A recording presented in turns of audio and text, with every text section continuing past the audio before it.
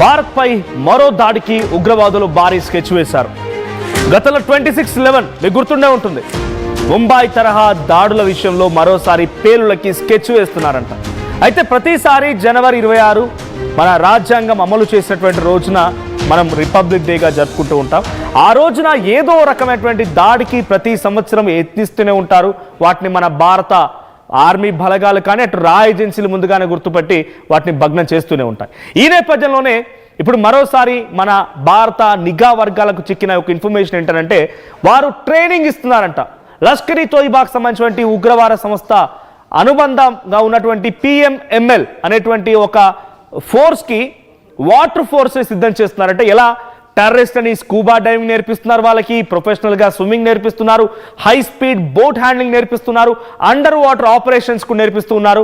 So ఇవన్నీ ఇక్కడ mostly మీరు గమనించండి, బోట్ హ్యాండ్లింగ్ కానీ అండర్ వాటర్ ఆపరేషన్స్ కానీ స్కూబా డైవింగ్ కానీ ప్రొఫెషనల్ స్విమ్మింగ్ కానీ ఇవన్నీ చేపడుతున్నారంటే వాళ్ళు సముద్ర తీరానికి సమీపంగా ఏదో ఒక భారీ అలజడికి కుట్ర వేసే ఉంటారు. బార్డర్ ఏరియాస్లో ఎక్కడెక్కడైతే సముద్ర తీరం వెంబడినటువంటి స్టేట్స్లో కానీ నగరాలను కానీ ఏదైనా స్కెచ్ వేసే ఉంటారు. ఈ జనవరి 26న ఈ రకమైనటువంటి దాడులకు పాల్పడేటువంటి ప్లాన్ చేస్తున్నారనే అనుమానం కలుగుతోంది. సోషల్ మీడియాలో ఇప్పుడు ఈ వీడియోలు వైరల్గా మారాయి. మీరు చూస్తున్న వీడియోస్ అన్ని కూడా పర్ఫెక్ట్గా సోషల్ మీడియాలో వైరల్ అవుతున్న విజువల్సే. వారికి స్కూబా డైవింగ్ నేర్పించాలు, తర్వాత వారిని స్పీడ్ బోట్ హ్యాండ్లింగ్ నేర్పించాలు, వారి తర్వాత వారికి ప్రొఫెషనల్ స్విమ్ నేర్పించాలు, ఇవన్నీ కూడా జరుగుతూ ఉన్నాయి. సో జనవరి 26 టార్గెట్గానే ఇవన్నీ ప్లాన్ చేస్తున్నట్టుగా తెలుస్తోంది. ఏదేమైనా ప్రతి జనవరి ఇందాక చెప్పినట్టుగా ప్రతి సంవత్సరం జనవరి 26 తేదీన ఆగస్టు 15వ తేదీన మనం స్వతంత్రం జరుపుకునేటువంటి రోజున, ఆ తర్వాత మనం రాజ్యాంగాన్ని అమలు పరుచుకొని దాన్ని మనం అమలు చేసుకున్నటువంటి రోజున రిపబ్లిక్ డేగా జరుపుకునే రోజున కూడా ఇటువంటి ఒక ఇన్సిడెంట్స్ జరిపేటువంటి కుట్రలు పాకిస్తాన్ ఉగ్రవాదులు చేస్తూనే ఉన్నారు.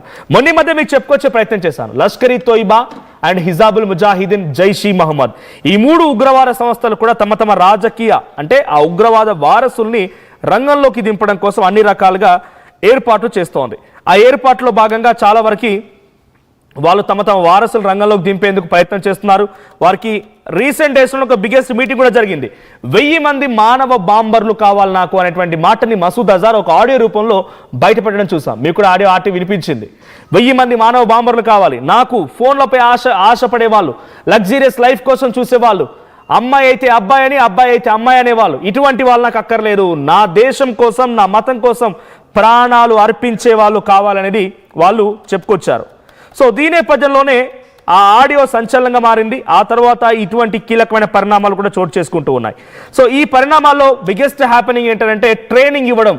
ఆ 1000 మందిలో 1000 మంది మానవ బాంబర్లుగా మార్చేటువంటి క్రమంలో కొంతమందిని ఇప్పటికే సిద్ధం చేసి పలు ఉగ్రవాద సంస్థలు వాళ్ళ ట్రైనింగ్ శిక్షణ శిబిరాలని ఏర్పాటు చేశారు. ఆ ట్రైనింగ్ని పూర్తి చేశారు. ఇలా జరుగుతూ ఉండగానే మళ్ళీ ఈ PMML అంటే లష్కర్ ఈ తోయిబాకు సంబంధించినటువంటి ఈ PMML అనేటువంటి ఆ అనుబంధ సంస్థ కూడా ట్రైనింగ్ ఇస్తుంది. ఒకసారి మీకు ఆ స్పీడ్ బోటింగ్, ఆ తర్వాత అక్కడ ఎటువంటి సిచ్యువేషన్ ఏ రకంగా ట్రైనింగ్ ఇస్తున్నారు ఆ విజువల్ చూపిస్తా. సో ఆ విజువల్లో చూడొచ్చు మీరు చాలా క్లియర్గా స్పీడ్ బోటింగ్ సంబంధించి వాళ్ళంతా scuba diving, speed boat handling, తర్వాత స్విమ్మింగ్, ప్రొఫెషనల్ స్విమ్మింగ్ వాళ్ళంతా నేర్చుకుంటున్నారు. అంటే ఇవన్నీ స్టాటిస్టికల్గా వాళ్ళు ఒక్కొక్కటి శిక్షణ పొందుతూ ఉన్నారు. సో ఇప్పుడు ఈ సిచ్యువేషన్లో ఈ వాటర్ పైన చేసేటువంటి ఈ శిక్షణ వాళ్ళు చేస్తున్నారంటే సముద్ర జలాల్లో నుంచి ఏదో ఒక భారీ కుట్రకు తెరలేపే అవకాశం కనబడుతోంది. సముద్ర జలాల్లో నుంచి ఏదో ఒక భారీ కుట్రకు లేపి భారత్లో మరోసారి అలజడి సృష్టించాలని ఒక దుర్మార్గమైన ఆలోచనతో వాళ్ళు చేస్తూ ఉన్నారు. సో నేను మీకు చెప్పే ప్రయత్నం చేస్తాను. లష్కర్ ఈ తోయిబా ఉగ్రవాద సంస్థకి ప్రస్తుత చీఫ్ హఫీజ్ సయ్యద్ తన సెకండ్ జనరేషన్ తలహా సయ్యద్ని రంగంలోకి దించాడు. తలహా సయ్యద్ ఏకంగా లష్కర్ ఈ తోయిబా ఉగ్రవాద సంస్థ చీఫ్ హఫీజ్ సయ్యద్కి కుమారుడు. డైరెక్ట్గా వాడిని రంగంలోకి దించి వాడి చేత నెక్స్ట్ ఒక ఆర్మీని ఏర్పాటు చేయాలి, ఆయనని స్ట్రెంగ్తన్ చేయాలి, ఆయన చుట్టూ ఒక ఆర్మీని ఏర్పాటు చేసి మళ్ళీ భారత్ పైనే వాడిని పంపించాలి. ఆ తర్వాత అబ్దుల్ రౌఫ్ అస్గర్ వాడి తమ్ముడు, ఎవరు మసూద్ అజార్ తమ్ముడు ఈ మసూద్ అబ్దుల్ రౌఫ్ అస్గర్. సో ఆయన తమ్ముడిని జైష్ ఈ మహమ్మద్ ఉగ్రవాద సంస్థకి సెకండ్ జనరేషన్ ఆఫ్ లీడర్షిప్గా ఆయన అనౌన్స్ చేశారంట.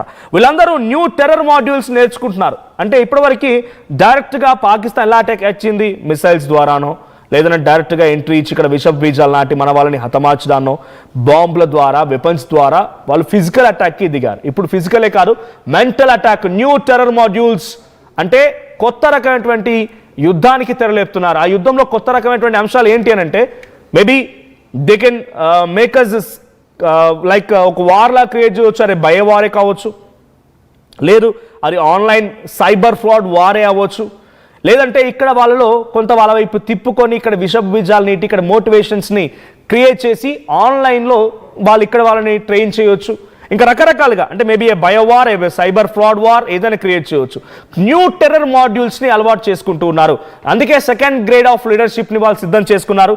దాంట్లో భాగంగానే లష్కర్ తోయిబాకి Talha Sayeed, the son of Hafiz Sayeed, founder of Lashkar Toiba, and Masood Azhar తమ్ముడు మసూద్ అబ్దుల్ రౌఫ్ అజార్ ఆయన కూడా సిద్ధంగా ఉన్నాడు. సో వీళ్ళందరినీ సిద్ధం చేసుకొని భారత్ పైన ఏ రకంగా అయినా సరే ఇబ్బందికి గురి చేయాలి, భారత్ పైన మరింతగా కుట్రలకు తెరలేపే రకంగా శిక్షణ పొందుతున్నారు. మన గతంలో చూసాం ఆపరేషన్ సింధూర్ నేపథ్యంలో మనం ఎక్కడైతే మొదటి రోజున దాడి చేశామో టెర్రర్ క్యాంప్స్ పైన, ఆ టెర్రర్ క్యాంప్స్లో లష్కర్ తోయిబా టెర్రర్ క్యాంప్ పూర్తిగా కుప్పకూలిపోయింది, జైష్ ఈ మహమ్మద్ టెర్రర్ క్యాంప్ కూడా పూర్తిగా కుప్పకూలిపోయింది.